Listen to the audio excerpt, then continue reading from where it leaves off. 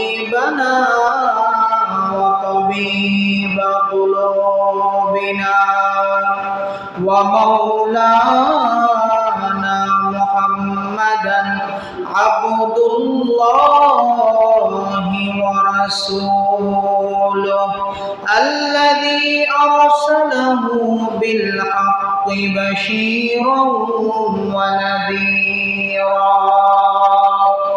وداعيا إلى الله بإذنه وسراجا وقمرا منيرا أما بعد فقد قال الله تبارك وتعالى في شان حبيبه ومحبوبه ومعشوقه مخبرا وآمرا إن الله وملائكته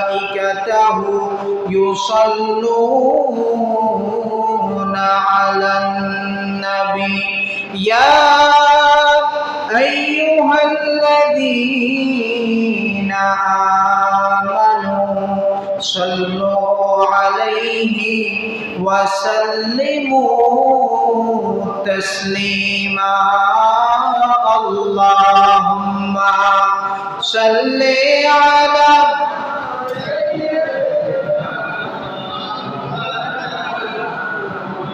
وعلى آل سيدنا مولانا محمد محبت একটু জোরে জোরে পড়ি আল্লাহুম্মা সাল্লি আলা مولانا محمد وعلى آل سيدنا مولانا محمد উড়ে যাও রে বাংলার হাওয়া উড়ে যাও রে মদিনা মোদের সালাম পৌঁছে দিও নবীজির পাক রওজায় আল্লাহুম্মা সাল্লি আলা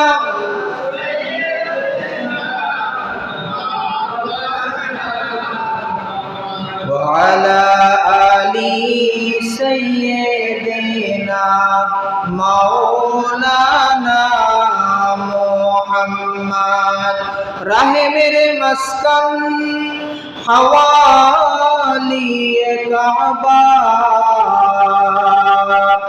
بنے میرے مدفن دیار مدینہ اللہم صلی علی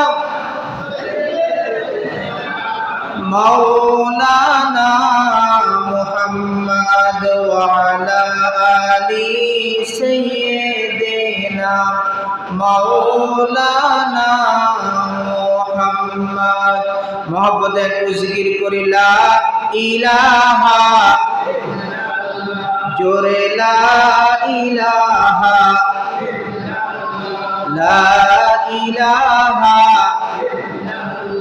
লা ইলাহা ইল্লাল্লাহ লা ইলাহা ইল্লাল্লাহ লা ইলাহা ইল্লাল্লাহ নেই কোনো মাবুদ আল্লাহ ছাড়া লা ইলাহা জোরে লা ইলাহা লা ইলাহা লা ইলাহা সুবহানাল্লাহ আলহামদুলিল্লাহ লা ইলাহা ইল্লাল্লাহ সুবহানাল্লাহ আলহামদুলিল্লাহ লা ইলাহা ইল্লাল্লাহ লা ইলাহা ইল্লাল্লাহ লা ইলাহা ইল্লাল্লাহ লা ইলাহা ইল্লাল্লাহু মুহাম্মাদুর রাসূলুল্লাহ সাল্লাল্লাহু আলাইহি ওয়াসাল্লাম। নান্দেশ্বর জামে মসজিদের সম্মানিত মুসল্লিয়ানে কেরাম, মুরব্বিয়ানে আযম, ওলামায়ে কেরাম, স্কুল কলেজ মাদ্রাসা ইউনিভার্সিটির ছাত্র বন্ধুরা, পর্দার অন্তরালের অতি সম্মানিত মা ও বোনেরা, সকলকে জানাচ্ছি আন্তরিক শুভেচ্ছা এবং মোবারকবাদ। সর্বপ্রথম সে মহান রব্বুল ইজ্জাত ওয়াল জালালের দরবারে অসংখ্য অগণিত শুকুর এবং সুজুদ আদায় করছি, যে মহামণি আমাদেরকে দুনিয়াবি যাবতীয় সকল ব্যস্ততা থেকে বিরত রেখে মেহেরবানি করে সপ্তাহের শ্রেষ্ঠতম দিন সৈয়দুল আইয়াম ইয়াউমুল জুমআতে পৃথিবীর শ্রেষ্ঠতম জায়গা বাইতুল্লাহ আল্লাহ তাআলার ঘর মসজিদে আসার বসার শ্রেষ্ঠ ইবাদত নামাজ আদায় করার মতো তৌফিক দান করেছেন। এই জন্য সকলেই সর্বোচ্চ শক্তি দিয়ে দারাজ কণ্ঠে আকাশ ও বাতাসকে প্রকম্পিত করে সর্বোচ্চ আওয়াজে একবার কালিমাতুশ শুকুর করি আলহামদুলিল্লাহ। লক্ষ্য করি তার চেয়ে অনেক অনেক গুণ বেশি দুরুদ এবং সালাম আল্লাহর সৃষ্টির প্রধান আকর্ষণ বিশ্ব সভার সভাপতি সৈয়দুল কাওনাইন ওয়াস সাকালাইন সৈয়দুল আম্বিয়া ওয়াল মুরসালিন, যিনি আফতাবে নবুয়া শাহানশাহ রিসালা হুজুরে আকরাম নূরে মুজাসসাম নূরুন আলা নূর সৈয়দুনা শফিউনা হাবিবুনা মাওলানা মুহাম্মদ সাল্লাল্লাহু আলাইহি ওয়াসাল্লামের উপর বিনা দরখাস্তে যে নবীর উম্মত হবার সাআদা সৌভাগ্য রব্বুল আলামিন আমাদের মতো নগণ্য পাপী বান্দাদেরকে দান করেছেন। এই জন্য মন খুলে দিল খুলে আরেকবার কালিমাতুশ শুকুর করি আলহামদুলিল্লাহ। আরো জোরে বলি আল্লাহু আকবার। আজ পবিত্র জুমার দিন 15ই মুহররম 1447 হিজরি, 27শে আষাঢ় 1432 বঙ্গাব্দ, 11ই জুলাই 2025 ঈসাই। আজকে আমরা আলোচনায় শুনব, যেহেতু আজ মুহররম মাস চলছে, মুহররম মাস এমন একটি মাস যে মাসে রব্বুল আলামিন পৃথিবীর সর্বশ্রেষ্ঠ ঐতিহাসিক ঘটনাগুলোর সাক্ষী আল্লাহ তাআলা এই মুহররম মাসকে করেছেন। কথা বলেন ঠিক কিনা? তার সাথে একটি মর্মান্তিক একটি দুর্ঘটনা এই মুহররম মাসে আশুরার দিনে ঘটেছিল। আগের ঘটনাগুলো যদিও আনন্দদায়ক ছিল, তার মধ্যে সবচেয়ে বড় বেদনাদায়ক ঘটনা হলো আল্লাহ রাসূল সাল্লাল্লাহু আলাইহি ওয়াসাল্লামের নাতি হযরত হুসাইন রাদিয়াল্লাহু তাআলা আনহু এর শাহাদাত, যিনি জান্নাতে যুবকদের সর্দার হবে। কথা বলেন ঠিক কিনা? তাকে ওই মুহররম মাসে আশুরার দিন কারবালার প্রান্তরে তাকে নির্মমভাবে হত্যা করা হয়েছিল। তিনি শাহাদাতের অমীয় বাণী তিনি সুদাপান করেছেন। ইমাম হুসাইন রাদিয়াল্লাহু তাআলা আনহু এর কারবালার ঘটনা আমরা প্রতি বছর শুনি এবং কম বেশি আমরা সকলেই জানি, কিন্তু এই যে মুসলিম খেলাফতের মাঝে একটি দুর্বিসন্ধি, একটি চিন্তাভাবনা, মুসলিম খেলাফতকে ধ্বংস করা, ইসলামী সাম্রাজ্যকে ধ্বংস করার যে একটি ফলপ্রসূ চিন্তাভাবনা, এটি আসলে ইমাম হুসাইন রাদিয়াল্লাহু তাআলা আনহু এর সময় শুরু হয়েছে বিষয়টি এমন নয়, বরং এরও অনেক আগ থেকে আল্লাহ রাসূলের জামানা থেকে ইসলামকে মিটিয়ে দেওয়া, আল্লাহর হাবিবকে হত্যা করা, ইসলামের খলিফাদেরকে হত্যা করার যে ষড়যন্ত্র, এটা আল্লাহর রাসূলের জামানা থেকে শুরু হয়েছিল। বলেন না নাউজুবিল্লাহ। এই জন্য গতানুগতিক আলোচনা না করে আমি একটু পিছনে যেতে চাই, আল্লাহর হাবিবের সময় থেকে ইতিহাসটা একটু আপনাদের সামনে তুলে ধরতে চাই, যাতে করে আপনারা বুঝতে পারেন যে কিভাবে আসলে ইমাম হুসাইন রাদিয়াল্লাহু তাআলা আনহুর মতো ব্যক্তি, যার সম্পর্কে আল্লাহ রাসূল অনেক ভবিষ্যৎবাণী করেছেন, সবচেয়ে বড় ভবিষ্যৎবাণী হলো হাসান হুসাইন দুইজন আমার নাতি, তারা জান্নাতে যুবকদের সর্দার হবে। বলেন না সুবহানাল্লাহ। আল্লাহ রাসূল অসংখ্যবার যে ইমাম হুসাইন রাদিয়াল্লাহু তাআলা আনহু এর ঠোঁটের মধ্যে চুম্বন করেছিলেন, শরীরের বিভিন্ন জায়গায় আল্লাহ রাসূলের চুম্বন করেছে, সেই ইমাম হুসাইনকে শহীদ করার মতো, হত্যা করার মতো প্ল্যান, এই ষড়যন্ত্র করার মতো যে সাহস তারা একদিন দুই দিনে দেখায় নাই, বরং এর পিছনে অনেক বড় একটা ইতিহাস আছে। সেই ইতিহাসটাই আপনাদের সামনে ইনশাআল্লাহ তুলে ধরব। আল্লাহ তাআলা আমাকে যথাযথভাবে বলার এবং আপনাদেরকে ধৈর্য সহকারে শোনার তৌফিক দান করুন, বলুন আমিন।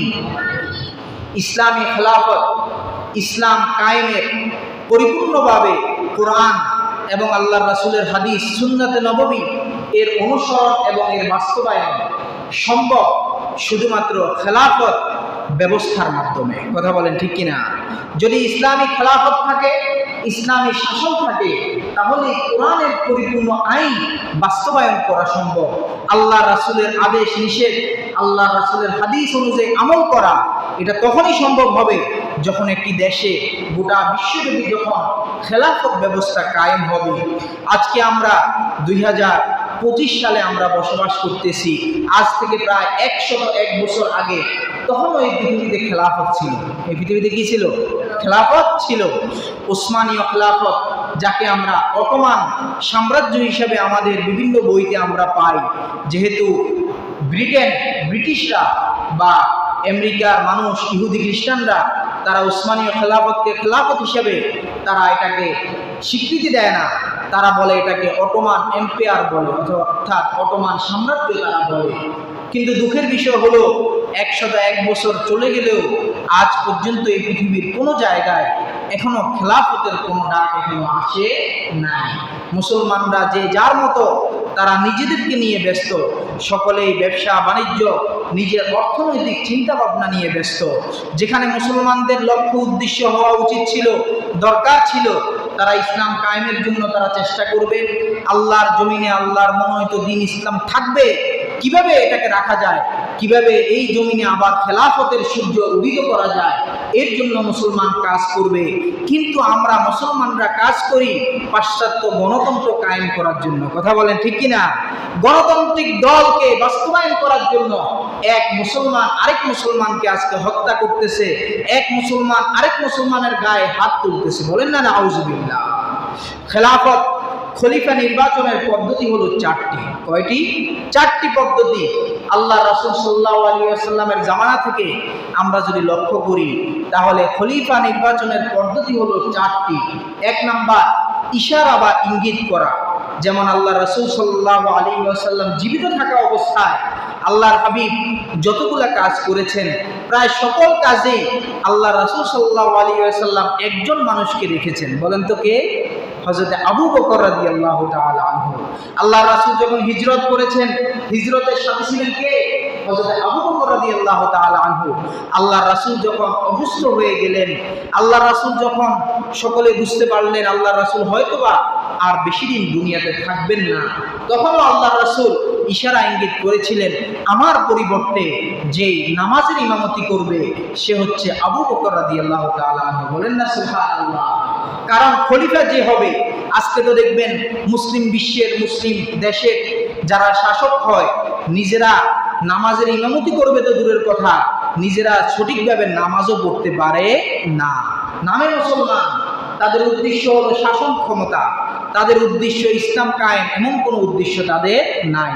অথচ ইসলামী খেলাফতের খলিফা যারা ছিলেন, তারা নিজেরা জুমার নামাজ পড়াইতেন, 5 ওয়াক্ত নামাজের ইমামতি করতেন, ঈদের নামাজ তারা পড়াতেন, নামাজের খুতবা তারা দিতেন। এটা হলো খেলাফতের সিস্টেম। আল্লাহ রাসূল সাল্লাল্লাহু আলাইহি ওয়াসাল্লাম ইন্তেকালের আগ পর্যন্ত, যখন আল্লাহ রাসূল এখনো স্বাভাবিকভাবে হাঁটতে পারতেন, আল্লাহ রাসূল নিজে নামাজের ইমামতি করতেন, নিজে জুমার নামাজ পড়াতেন, নিজে জুমার খুতবা দিতেন। বলেন না সুবহানাল্লাহ।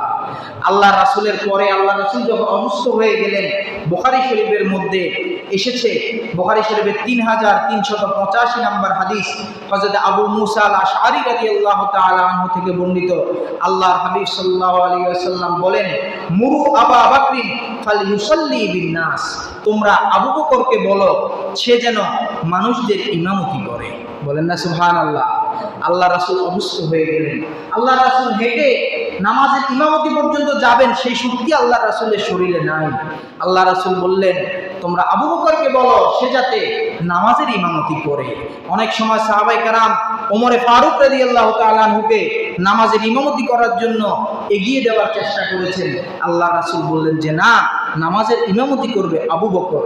তার মানে আমার বর্তমানে খেলাফতের দায়িত্ব পালন করবে আবু বকর। কথা বলেন ঠিক কিনা? আবু বকর রাদিয়াল্লাহু তাআলাকে সরাসরি আল্লাহ রাসূল খলিফা হিসেবে নিযুক্ত করেন নাই, কিন্তু আবু বকর রাদিয়াল্লাহু তাআলা বিভিন্ন ইশারা ইঙ্গিত আল্লাহ রাসূল কথার মাধ্যমে দিয়ে গেছেন। একবার বুখারী শরীফের ৭৩৬০ নম্বর হাদিস, একবার একজন মহিলা ইন্না ইমরাআতান আতাত রাসূলুল্লাহ সাল্লাল্লাহু আলাইহি ওয়াসাল্লাম, একবার এক মহিলা আল্লাহ রাসূলের কাছে এসে কোন একটা বিষয়ে ফাকাল্লামাতহু মিন শাইইন, কোন একটা বিষয়ে আল্লাহ রাসূলের সাথে পরামর্শ করলেন। এক সময় ওই মহিলা বললেন যে ইয়া রাসূলুল্লাহ আরাইতা ইয়া রাসূলুল্লাহ ইল্লাম আজিদকা, আপনি কি মনে করেন যখন আপনাকে আমি পাবো না, যখন আপনি থাকবেন না, তখন আমি কার সাথে পরামর্শ করব? কি প্রশ্ন করলেন? যখন আপনি থাকবেন না তখন আমি কার সাথে পরামর্শ করব? আল্লাহর হাবিব বললেন ফাতি আবা বকরিন, তুমি তখন আবু বকরের কাছে আসবে। বলেন না সুবহানাল্লাহ। আমার বর্তমানে তুমি আবু বকরের কাছ থেকে পরামর্শ নিবে, আবু বকরই দায়িত্বে থাকবে। বলেন না সুবহানাল্লাহ। এই জন্য আল্লাহ রাসূলের পরে সাহাবায়ে কেরাম, আল্লাহ রাসূল যখন জীবিত থাকা অবস্থায় আল্লাহ রাসূল একবার উহুদ পাহাড়ের উপরে গেলেন, সাথে ছিলেন আবু বকর রাদিয়াল্লাহু তাআলা আনহু, ছিলেন ওমরে ফারুক রাদিয়াল্লাহু তাআলা আনহু। আল্লাহ রাসূল বললেন হে পাহাড় তুমি স্থির হয়ে যাও, পাহাড়টা নড়াচড়া করা শুরু করলো। আল্লাহ রাসূল বললেন তোমার উপরে একজন নবী আছে, তোমার উপরে একজন সিদ্দিক আছে, তোমার উপরে একজন শহীদ আছে। একজন কি আছে? শহীদ আছে। নবী তো আল্লাহ রাসূল নবী, সিদ্দিক হলেন আবু বকর রাদিয়াল্লাহু তাআলা আনহু, আর শহীদ হলেন ওমরে ফারুক রাদিয়াল্লাহু তাআলা আনহু। বলেন না সুবহানাল্লাহ। কারণ ওমরে ফারুক রাদিয়াল্লাহু তাআলা আনহু তিনি স্বাভাবিক মৃত্যুবরণ করেন নাই, তাকে শহীদ করা হয়েছিল, তাকে হত্যা করা হয়েছিল, একজন অগ্নি পূজক তাকে হত্যা করেছিল। বলেন না নাউযুবিল্লাহ। হযরত আবু বকর রাদিয়াল্লাহু তাআলা আনহুর ক্ষেত্রে আল্লাহ রাসূল ইশারা করেছিলেন। দ্বিতীয় নাম্বার হলো খেলাফত খলিফা নির্ধারণের ১ নাম্বার পদ্ধতি হলো ইশারা ইঙ্গিত। পূর্ববর্তী দায়িত্বশীল পরবর্তী কে খলিফা হবে এ বিষয়ে তিনি ইশারা ইঙ্গিত করে যাবেন। দ্বিতীয় নাম্বার পদ্ধতি হলো যে পূর্ববর্তী খলিফা পরবর্তী খলিফার নাম ঘোষণা করে যাবেন।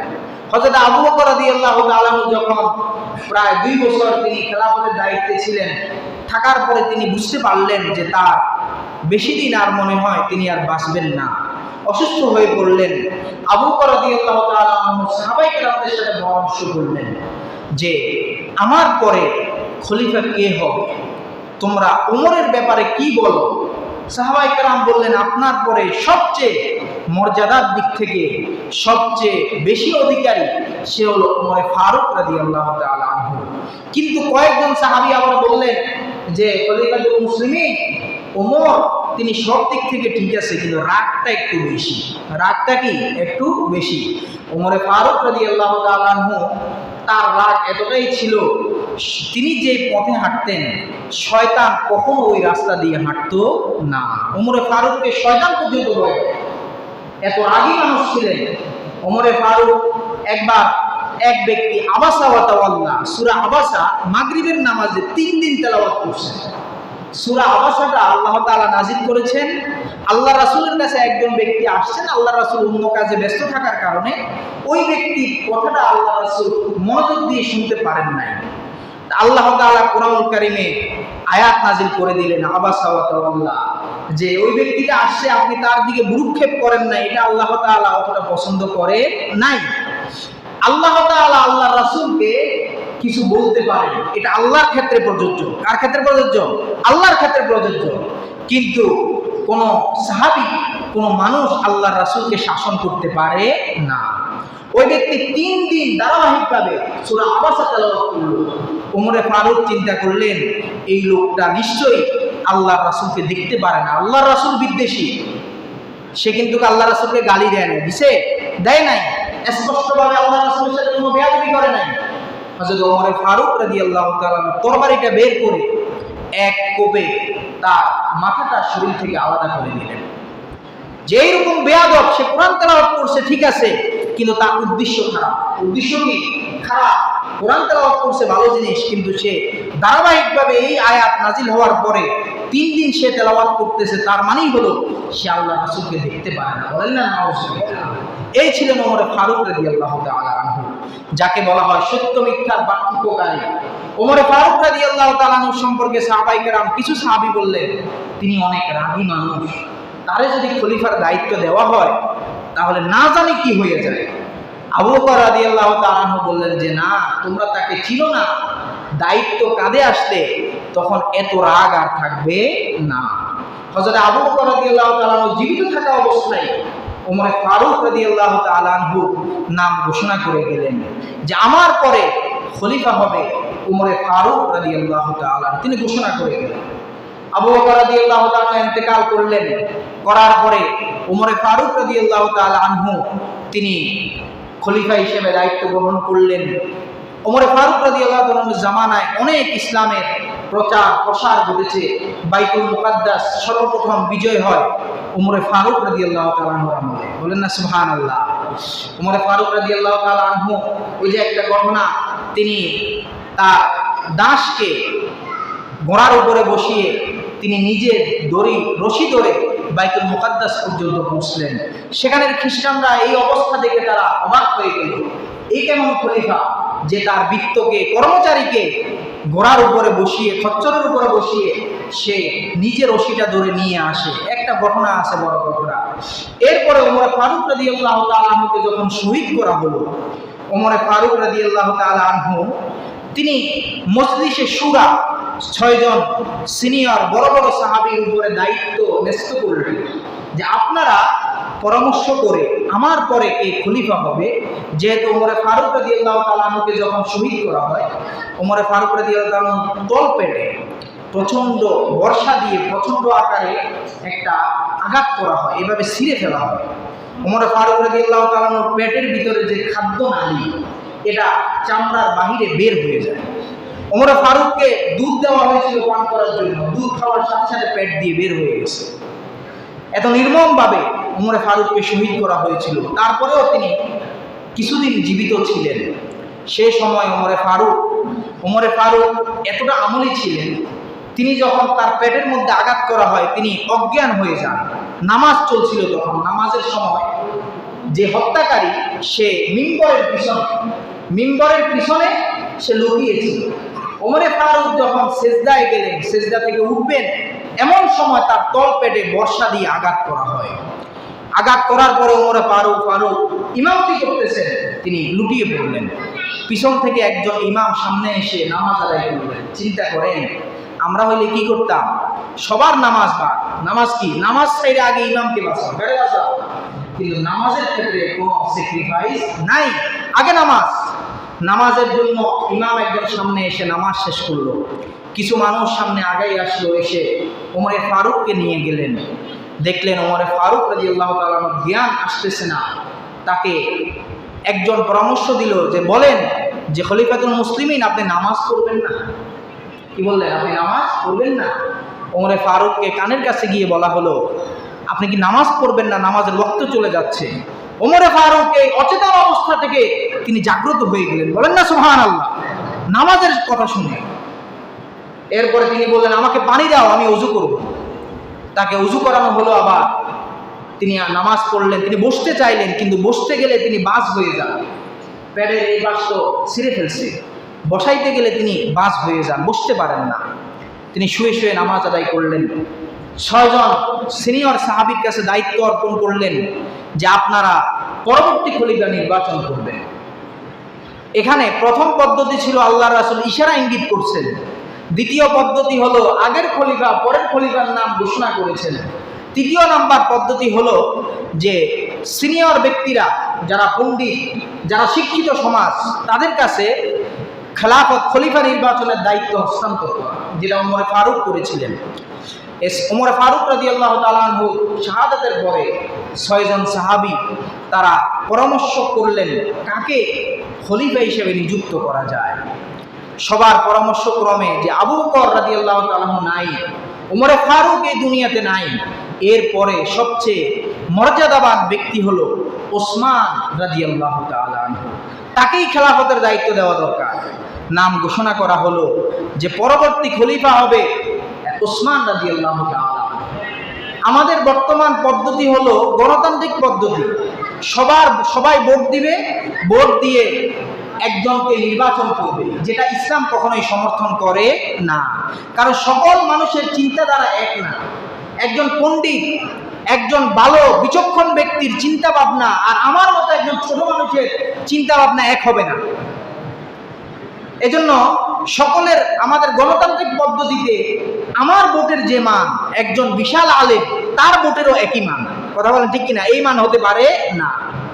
তাহলে তো যোগ্য মানুষ কখনোই নির্বাচিত হবে না। দেখা গেছে যোগ্যতা সম্পন্ন মানুষ কম, আমাদের মতো সাধারণ মানুষের সংখ্যা অনেক।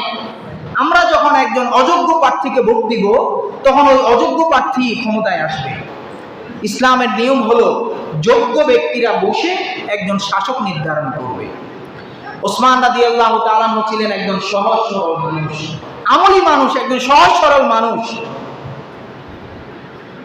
তার সময়টাকে কাজে লাগালো ইহুদিরা। বলেন না নাউজুবিল্লাহ। ওসমান রাদিয়াল্লাহু তাআলা আনহু,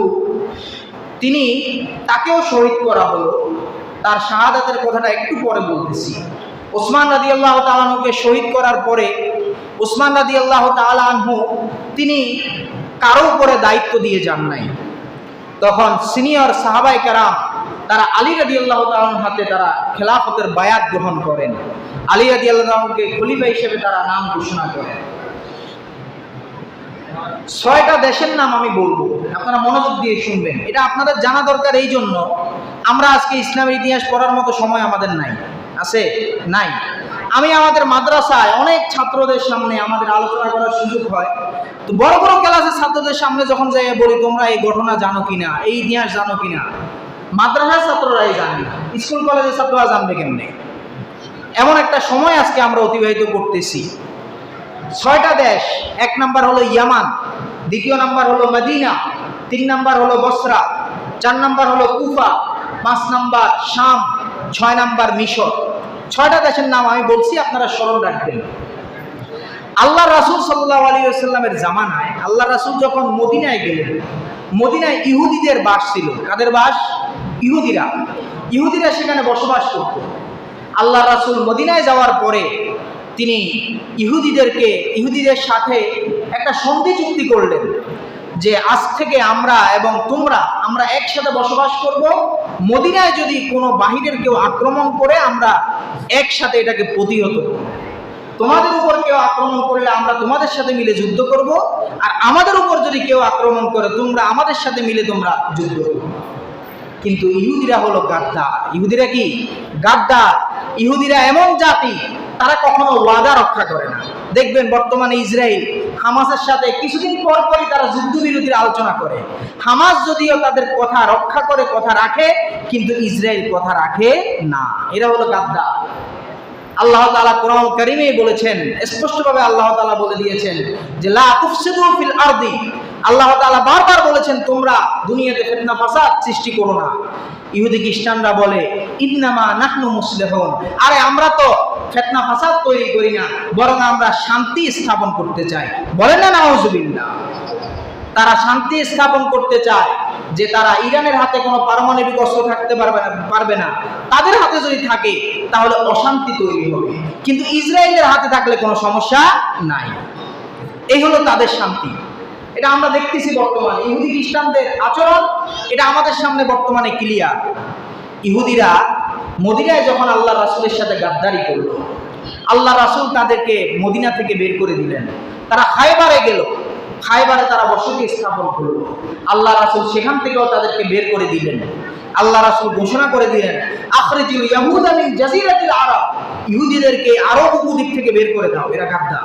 এরা কি? গাদ্দার। এদেরকে আরব উপদ্বীপ থেকে বের করে দাও। এরা মুনাফিক, এরা কথা দিয়ে কথা রাখে না।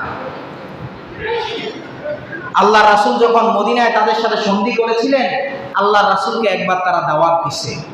দাওয়াত দিয়ে আল্লাহ রাসূলকে নিয়ে গেছে তাদের একটা ঘরে। নিয়ে যাওয়ার পরে বলতেছি, ইয়া রাসূলুল্লাহ, আপনার সাথে আমাদের কিছু পার্সোনাল কথা আছে, আপনার সাহাবীদেরকে বের করে দেন, আপনার সাথে শুধু কথা হবে। আল্লাহ রাসূলকে ঘরের একেবারে পাশে, দেয়ালের পাশে নিয়ে বসাইছে। সাহাবায়ে কেরাম বের হয়ে গেলেন। সাহাবায়ে কেরাম তো সন্দেহ করলেন, কোনো না কোনো কারণ আছে, আমাদেরকে কেন বের করবে? ইহুদিরা আল্লাহ রাসূলকে সেখানে বসাইয়া পিছনে একজন লোক পাঠালো। দেয়ালের উপরে একজন লোক উঠে একটা পাথর ধরে রাখছে, যে আল্লাহ রাসূলের মাথার উপরে পাথর ফেলে আল্লাহ রাসূলকে হত্যা করবে। বলেন না নাউযুবিল্লাহ। জিবরাইল আলাইহিস সালাম আল্লাহ রাসূলের কাছে এসে বললেন, ইয়া রাসূলুল্লাহ, ইহুদিরা আপনাকে শহীদ করার প্ল্যান করছে, আপনি দ্রুত এখান থেকে চলে যান। আল্লাহ রাসূল এখান থেকে বের হয়ে গেলেন। রাগান্বিত হয়ে আল্লাহ রাসূল এদেরকে ওই এলাকা থেকে বের করে দিলেন। এরপরে ইহুদি একজন মহিলা সর্বশেষ আল্লাহ রাসূলকে একদিন দাওয়াত দিলেন। দাওয়াত গ্রহণ করা সুন্নাত। আল্লাহ রাসূল দাওয়াত গ্রহণ করলেন। আল্লাহ রাসূল খাসি রানের গোশতটা খুব পছন্দ করতেন। ওই ইহুদি মহিলা আল্লাহ রাসূলকে রানের গোশতটা বুনা করে আল্লাহ রাসূলের সামনে এনে দিলেন। আল্লাহ রাসূল সেখান থেকে একটু খাবার খেলেন, একটু খাসির গোশত খেলেন। কয়েকজন সাহাবায়ে কেরাম সেখান থেকে খেলেন, খেয়ে সাথে সাথে তারা শহীদ হয়ে গেছেন। বলেন না নাউযুবিল্লাহ। এই খাসির গোশতের মধ্যে বিষ মিশানো ছিল। আল্লাহ রাসূল এই বিষের কারণে তিনি শহীদ হন নাই, কিন্তু আল্লাহ রাসূল ইন্তেকালের আগ পর্যন্ত ওই বিষের কারণে তিনি ব্যথা অনুভব করতেন। বলেন না নাউযুবিল্লাহ। এই জন্য উলামায়ে কেরাম বলেন, আল্লাহ রাসূলকেও ইহুদিরা তারা শহীদ করেছিল। আল্লাহ রাসূলের শরীরের ভিতরে তারা বিষ ঢুকিয়ে দিয়েছিল। আল্লাহ রাসূলের উপরে তাবিজ করেছিল, তারা জাদু করেছিল। আল্লাহ রাসূল সাল্লাল্লাহু আলাইহি সাল্লামের সাথে এভাবে তারা ষড়যন্ত্র করে। আবু বকর, ওমর রাদিয়াল্লাহু তাআলা আনহুর জামানায় ইয়ামানে একজন ব্যক্তির জন্ম হয়েছিল, যার নাম হচ্ছে আব্দুল্লাহ ইবনে সাবা। আব্দুল্লাহ ইবনে সাবা ইহুদি ছিল। মদিনায় এসে সে কালিমা পড়লো যে আমি আজ থেকে মুসলমান হয়ে গেলাম, কিন্তু ভিতরে ছিল মুনাফিকি। ভিতরে কি ছিল? মুনাফিকি ছিল। আবু বকর, ওমর রাদিয়াল্লাহু তাআলা আনহুর জামানায় অনেক চেষ্টা করছে কিভাবে মুসলমানদের মধ্যে ফাটল তৈরি করা যায়। ইহুদিরা অনেক প্ল্যান করলো, ইসলামকে শেষ করতে পারে নাই, আল্লাহ রাসূলকে ধ্বংস করতে পারে নাই, আল্লাহ রাসূলকে হত্যা করতে পারে নাই। তারা চিন্তা করলো, এই যে আমরা ইসলামকে ধ্বংস করতে পারতেছি না, এর পিছনে কারণটা কি? তারা দেখলো মুসলমানদের মধ্যে একতা আছে। কি আছে? একতা আছে।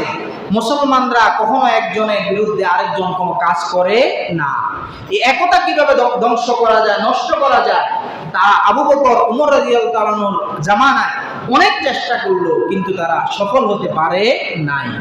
ওসমান রাদিয়াল্লাহু তাআলা আনহু যখন খলিফা হলেন, তিনি তো ছিলেন সহজ সরল। তার সময় আব্দুল্লাহ বিন সাবা, যে ইহুদি ব্যক্তি, নামে ছিল মুসলমান, নামে কি ছিল? মুসলমান ছিল। সে চিন্তা করলো, এটাই হলো মোক্ষম সুযোগ, এই সুযোগকে আমাদেরকে কাজে লাগাতে হবে। সে মদিনায় বিভিন্ন ফিতনা ফাসাদ শুরু করে দিল। সে মদিনায় এই কথা ছড়াতে লাগলো যে আলী রাদিয়াল্লাহু তাআলা আনহু থাকতে উসমান কিভাবে খলিফা হয়। বলেন না নাউযুবিল্লাহ। আচ্ছা, আলী রাদিয়াল্লাহু তাআলা আনহুকে একটু বেশি পছন্দ করে এমন মানুষ ছিল না? অবশ্যই ছিল। এখন এই লোকটা ফিতনা শুরু করে দিল যে আলী রাদিয়াল্লাহু তাআলা আনহু তিনি হলেন হাশিমি বংশের, আল্লাহ রাসূলের বংশের লোক, আর উসমান রাদিয়াল্লাহু তাআলা আনহু তিনি হলেন উমাইয়া বংশের। হাশিমি বংশের লোক জীবিত থাকতে উমাইয়া বংশের লোক কিভাবে খলিফা হয়? বলেন না নাউযুবিল্লাহ। কিছু মানুষ বুঝে না বুঝে, সাধারণ কিছু মানুষ আছে না যারা এরকম ফিতনায় পড়ে যায়, তারা বলতে লাগলো, ঠিকই তো কথা, আলী রাদিয়াল্লাহু তাআলা আনহু থাকতে কিভাবে উসমান খলিফা হয়? আলী রাদিয়াল্লাহু তাআলা আনহুর কানে যাইয়া অনেকে প্রশংসা করতেছে, আলী আপনি এমন একজন ব্যক্তি, আল্লাহ রাসূলের খুব কাছের মানুষ, আল্লাহ রাসূলের চাচাতো ভাই। আল্লাহ রাসূলের কি? আলী রাদিয়াল্লাহু তাআলা আনহু ছিলেন আল্লাহ রাসূলের চাচাতো ভাই। আপনি থাকতে উসমান সে খলিফা হবে, এটা তো মানা যায় না। আলী রাদিয়াল্লাহু তাআলা আনহু বলছেন, এই কথা যদি আরেকবার বলো তাহলে খবর আছে। কি আছে? খবর আছে। এই কথা বলা যাবে না। উসমান আমার থেকে অধিক উপযুক্ত, সেই খলিফা, আমি তাকে খলিফা হিসেবে মানি। আব্দুল্লাহ বিন সাবা তেমন কোনো কাজ করতে পারে নাই। সফল না হতে পেরে সে বের হয়ে গেল। তার জন্ম হলো ইয়ামানের সানআ নামক এলাকায়। বর্তমানে ইয়ামানের রাজধানী হলো সানা, আমরা সানা নামে জানি। সানআ নামক এলাকায় তার জন্ম। সে মদিনা থেকে বের হয়ে বসরায় গেল। হাসান বসরি রহমতুল্লাহ আলাইহি রাদিয়াল্লাহু তাআলা আনহু বলি আমরা, তার কথা আমরা শুনছি না? হাসান বসরি তিনি, তার জন্ম যেখানে, বসরায় গিয়ে আব্দুল্লাহ বিন সাবা সেখানে যাইয়ে আবার ওসমান রাদিয়াল্লাহু তাআলার বিরুদ্ধে ফিতনা ফাসাদ শুরু করল। তেমন কোনো সুবিধা করতে পারে নাই। বসরার যিনি গভর্নর ছিলেন তিনি তাকে সেখান থেকে বের করে দিলেন। সে সেখান থেকে গেল কুফায়। কুফায় গিয়ে সে তেমন কোনো সুবিধা করতে পারে নাই, গভর্নর তাকে সেখান থেকেও বের করে দিল। এরপরে গেল শামে। তখন শামের গভর্নর ছিলেন আমিরে মুয়াবিয়া রাদিয়াল্লাহু তাআলা, যার ছেলেকে ইয়াজিদ, আমিরে মুয়াবিয়ার ছেলেকে ইয়াজিদ, আমিরে মুয়াবিয়া ছিলেন শাম দেশের গভর্নর। সেখানে গিয়ে আব্দুল্লাহ বিন সাবা সে এইরকম কথা মানুষের মাঝে ছড়ানো শুরু করলো যে ওসমান সে কোনোভাবেই সে খলিফা হওয়ার যোগ্য না। একবার আল্লাহ রাসূলের একজন বড় সাহাবী আবু দারদা রাদিয়াল্লাহু তাআলা আনহু, তার কাছে গিয়ে সে সকল কথা বলতে লাগলো। আবু দারদা বললেন, তোমার কথা ইহুদিদের গন্ধ পাওয়া যায়। কথা বলা ঠিক না? তোমার কথা ইহুদিদের গন্ধ পাওয়া যায়। তার কাছে কোনো তেমন সুবিধা করতে না পেরে সে উবাদা ইবনে সামিত রাদিয়াল্লাহু তাআলা একজন সাহাবী ছিলেন, তার কাছে গিয়ে আব্দুল্লাহ বিন সাবা বলতেছে, ওসমান অনেক অঘটন ঘটাই দিতেছে। সে বাইতুল মালের যে মুসলিম খেলাফতের যে কোষাগার সেখান থেকে সে সম্পদ আত্মসাৎ করতেছে, সে তার আত্মীয় স্বজনদেরকে ক্ষমতায় বসাইতেছে। তখন উবাদা বিন সামিত রাদিয়াল্লাহু তাআলা তার এই সকল কথা শুনে কোনো উত্তর দেয় না, তার হাতটা ধরে সরাসরি আমিরে মুয়াবিয়ার কাছে নিয়ে গেলেন। কোথায়? আমিরে মুয়াবিয়ার কাছে। আমিরে মুয়াবিয়া রাদিয়াল্লাহু তাআলা আনহু তার এই সকল কথা শুনে তিনি তাকে ওই এলাকা থেকে বের করে দিলেন। এরপরে সে সরে গেল মিশর। কোথায় চলে গেল? ওই যে 6টা দেশের নাম বললাম আমি, এরপরে চলে গেল মিশর। মিশরে গিয়ে সে নতুন করে ফিতনা শুরু করলো। অনেক মানুষ তার দলে চলে আসলো, যারা আম মানুষ, যারা অতটা বুঝে না, সাধারণ পাবলিক, তাদেরকে নিয়ে সে বিশাল একটা দল গঠন করে ফেললো ওসমান রাদিয়াল্লাহু তাআলা আনহুর বিরুদ্ধে। বলেন না নাউযুবিল্লাহ। ওসমান রাদিয়াল্লাহু তাআলা আনহুর বিরুদ্ধে এভাবে দল গঠন করে সে আবার রওনা দিল সে মদিনার উদ্দেশ্যে। কোন জায়গায়? আব্দুল্লাহ বিন সাবা, এই নামটা মনে রাখবেন। ইসলামের সবচেয়ে বড় শত্রু আব্দুল্লাহ বিন সাবা, যার কারণে ইসলামের একতা নষ্ট হয়, যার কারণে ইসলামী খেলাফতের মধ্যে সর্বপ্রথম দোষ দেখা দেয়। এবং আলী রাদিয়াল্লাহু তাআলা আনহু এবং মুয়াবিয়া রাদিয়াল্লাহু তাআলা আনহুর মধ্যখানে যে যুদ্ধ, আয়েশা রাদিয়াল্লাহু তাআলা আনহু আলী রাদিয়াল্লাহু তাআলা আনহুর মাঝখানে যে যুদ্ধ, আমরা অনেকেই এটাকে ভুলভাবে ব্যাখ্যা করি। আজকে আমাদের ইসলামের ইতিহাসের যে বইগুলো আমরা পাই, স্কুল কলেজে পড়ানো হয়, অনেক জায়গায় ইতিহাস বিকৃত করা, কারণ সেখানে তো আর হাদিস অনুযায়ী লেখা নাই। বিষাদ সিন্ধু আমরা অনেকেই এই বইয়ের সাথে পরিচিত, আমরা অনেক ভালোভাবে পড়ি, আমিও পড়ছি, সম্পূর্ণটা শেষ করছি, কিন্তু এটার মধ্যে বানোয়াট ঘটনা বেশি। বলে না নাউযুবিল্লাহ। বানোয়াট ঘটনা এখানে অনেক বেশি আনা হয়েছে, কারণ যিনি এই বইটা লিখছেন তিনি তো আর আলেম ছিলেন না। কি ছিলেন না? আলেম ছিলেন না। এই জন্য আমাদেরকে মূল ইতিহাসটা আমাদের জানা দরকার। সময় অনেক হয়েছে, আল্লাহ তাআলা যদি তৌফিক দান করেন বাকি ইতিহাসটা আগামী সপ্তাহ বলবো, আপনারা একটু আগে আগে আসার চেষ্টা করবেন। আল্লাহ তাআলা আমাদেরকে ইসলামের মূল ইতিহাস জানার তৌফিক দান করুন। সকলে বলি আমিন। ওয়া আখির দাওয়ানা আনিল হামদুলিল্লাহি রাব্বিল আলামিন। ওয়াসসালামু আলাইকুম ওয়া রাহমাতুল্লাহি ওয়া বারাকাতুহু।